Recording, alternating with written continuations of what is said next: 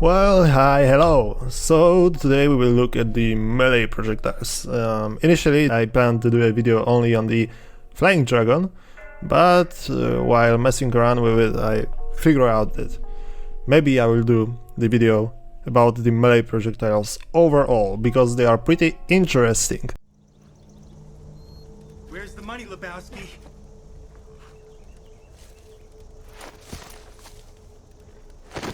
I want that money, Lebowski.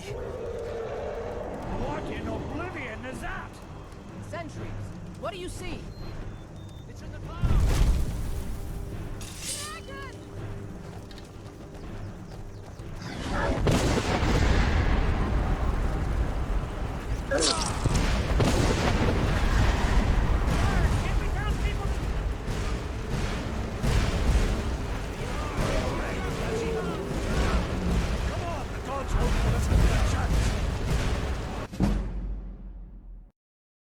So without further ado, let's look at the weapons that have the standard, I guess, melee projectiles, which will be the projectiles that cannot penetrate blocks. We have the Meow Mirror here, and Meow Mirror is the horizontal projectile sword. What those swords have in common is that their projectiles can penetrate up to 4 enemies, stopping on the 5th one.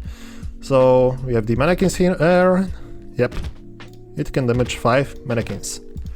And this pattern is shared between any post-Plantera sword, like Terra Blade, Meow Mirror, and so on and so forth. And of course it cannot penetrate blocks. The Star Off, once again, cannot penetrate blocks, and the boomerangs and such, they also cannot penetrate blocks. Yep. Alright, so those were the standard melee projectiles, nothing crazy, nothing new. Now we will look at the more interesting examples, because actually some spears, and I don't know why, can penetrate blocks. So we will summon the golems here. Okay, and look now. The mushroom spear, right? The projectiles, yeah, it makes sense that the projectiles can penetrate blocks, but the spear itself also can penetrate blocks. So look here. Okay, so the projectiles only, like, yeah, and now, yep. I don't know why is that happening. The same story with the Chlorprite spear, and those are the only 2 spears that can penetrate blocks. I guess it's because they shoot out the penetrating projectiles, but it's like those swords also can do this, and they cannot penetrate blocks, but okay. Now, the interesting thing about swords is that some melee weapons in this game are also swords. For example, the Death Sickle is a sword. Yep. And its projectiles can penetrate blocks. But the sickle itself, I think it can't. Yeah, it can't, okay. Okay, so yeah, those projectiles can penetrate walls, and some weapons are swords, in fact. And there are some weapons that are hybrids, because the weapon itself cannot penetrate walls, but the projectiles have some surprising ways of damaging the enemies through blocks.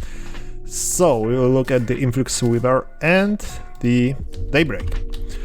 So the influx, right? The projectiles will not go through the block, and the sword itself cannot penetrate walls. But what's interesting is that the initial projectiles that the influx waiver spawns can penetrate blocks.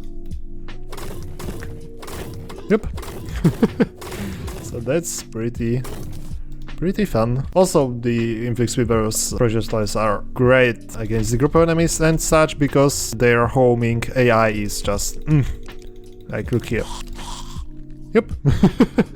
And now the Daybreak, once again, it cannot, the spear, the projectile cannot penetrate walls, but it got buffed, and right now it has a small explosion on the impact with the blocks, and this explosion Yep, can both inflict debuff and damage the enemy. Pretty fun, but there are swords that are just so so good in terms of projectiles, and those two are the Flying Dragon and the Horseman's Blade. Let me start on my my absolute favorite sword in game, the Flying Dragon. And why is it so OP? So on the paper it doesn't seem like it's a lot, because, you know, it has the standard piercing projectile, like it can damage 5 enemies, like any other sword. But if we zoom out, this projectile has a long range, like really long range. You can see that we can hit the corner easily. And also it can penetrate blocks and damage the enemies through blocks. But what makes it so goddamn good is that those projectiles are huge in size. Yep, as you can see, it's like so there is no way you're gonna miss with that. But even better, this weapon is of course the Old One's Army weapon, so it's designed purely to take on the crowds of enemies, the waves of enemies, and it does it very very well. So let me summon the I guess the Terraria capes. Focus on things, on the flying things like the vampires, right? You can damage them while also while also damaging the anything that you want. So you have the very very safe blade in your hand. Like, you don't need to worry, just spam the left click and avoid the projectiles. The rest of enemies will die because of the size of the blade and the projectiles. So for example, I'm clearing this side, right, and those guys are coming to backstab me, and they cannot because I knocked them out, because this sword is huge. Very very safe weapon to use, which also has a great damage. As you can see, it can deal up to, well, let me kill them off front, up to like 6000 DPS against the group of enemies, which is very very good. So the next cool thing about the Flying Dragon is that is one of 2 weapons that can farm the events through the box, like the summoner can. Can I teleport? Thank you. Let's get the spawn rate to 10 and wait for some enemies. So we are in the box, right? And we can stand here and kill all the enemies. That easy, because they cannot, of course, damage us, right? Yep. So if you want to farm something like the Martian Madness, as long as, you know, there is no UFO involved, if you want to farm something like the Pirate Invasion, if you want to farm the Frostmoon also, you can just sit in the box. And you know, if the UFO arrives or the Ice Queen arrives, just pop out of the box, kill her, and get back into the box. Okay, now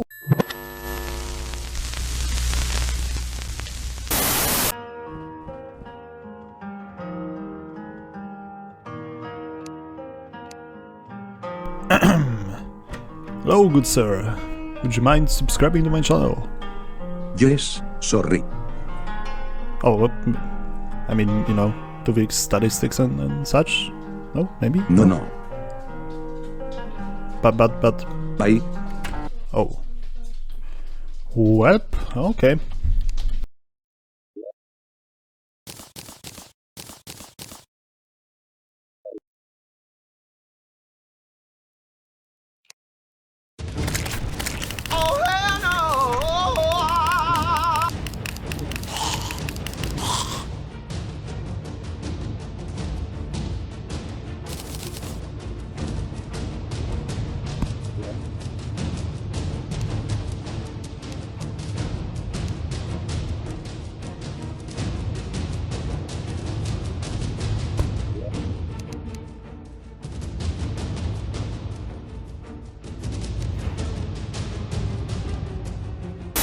We'll look at the even more interesting sword, the Horseman's Blade. I will use it against Mannequin.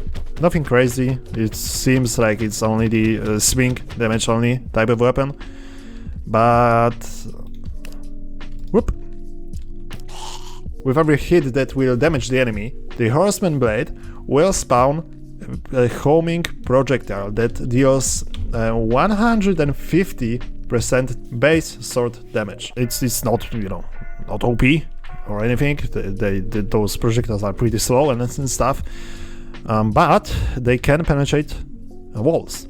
And also, if you set up any statue that spawns enemies and just, you know, hit them, you will get unlimited amounts of the projectiles, which is pretty great, as you can imagine. So, for example, if I get the pirate dimension or anything here, I can just sit here, damage this golem, and those projectiles will kill the event. But if you get a lot of enemies, yeah, things get pretty crazy. Okay, my ears. So what? Let's see. Let's put it into the practice. So let's destroy the mannequins, because the mannequins can interrupt the projectiles. Don't worry about the big hole in my house. That's nothing to worry about. Okay, let's teleport into the box. Let's actually turn off the god mode. I guess drink some potions. And let's get, I don't know, the Queen Slime to spawn. We are in hollow, so why not? Okay, we go here, we activate this, we summon the Queen Slime, and we just hold the left click. Oh, she got here, okay. But still, it died pretty quickly. Also, don't worry about dying here, because, you know, if you get some hard statues, some banners, some potions, those enemies which cannot kill you. Okay, you're going. Let's go.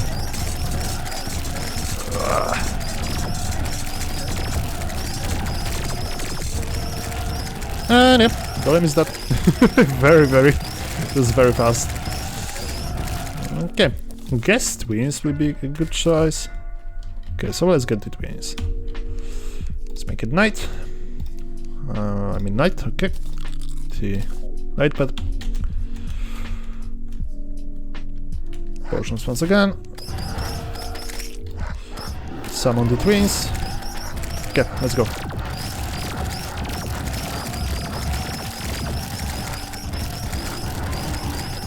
Okay, one is dead. Second one is dead. And you can just see the DPS going like at the 40,000. It's of course because of all these enemies that we swing at, but you know. Whoop. Okay. So you can kill, I guess, some bosses with that, but you can do more than that. Because what I will do now is summon the Frostmoon. So the spawn rate at 1, summon the Frostmoon and summon the enemies. Okay. So take a look at the wave counter and how fast it is going. Okay, another Christmas tree. And it died again. I'm about to end this man's whole career. Okay, we died, but you get the point. You get the point. Just take care of your health, and you can speedrun the Frostmoon. I mean, at least the first 10 stages, right? Yeah, I think that's it. I hope I solved the Flying Dragon and especially the Horseman blade too. I hope you learned something today, and that this video was, well, at least not boring. Yeah, keep in mind that the Flying Dragon is the safest sword that you can use, and that the Horseman blade is also very safe, and you can box with both, but the Horseman blade can just shred the bosses, with only exception being the Moonlord, and the events, as long as you don't get those penetrating damage bosses going. And see you in the Next one.